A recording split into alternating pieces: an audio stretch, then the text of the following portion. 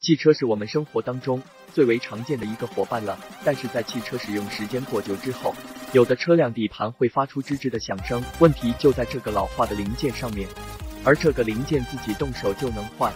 在很多车主朋友行车上路的时候，会发现汽车底盘吱吱的响，那么这个问题到底是因为什么呢？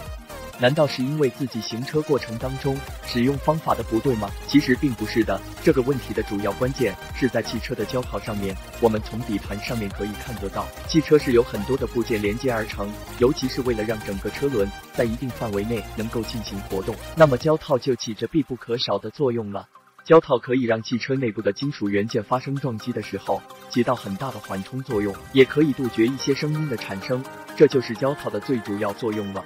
但是胶套毕竟是橡胶制品，在我们使用时间过久之后，胶套可能发生老化、错位甚至直接被磨损殆尽的情况，那么这时候我们就需要更换新的汽车胶套了。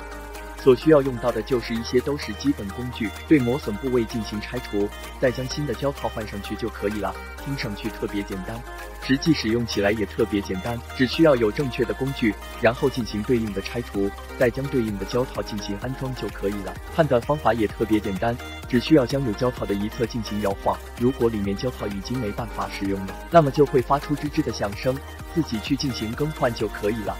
看小编给大家的讲解，我们并不需要发生任何事情，直接往4S 店跑，这样也来既劳神伤财又费力，自己可以动手解决，还是首先选择自行处理。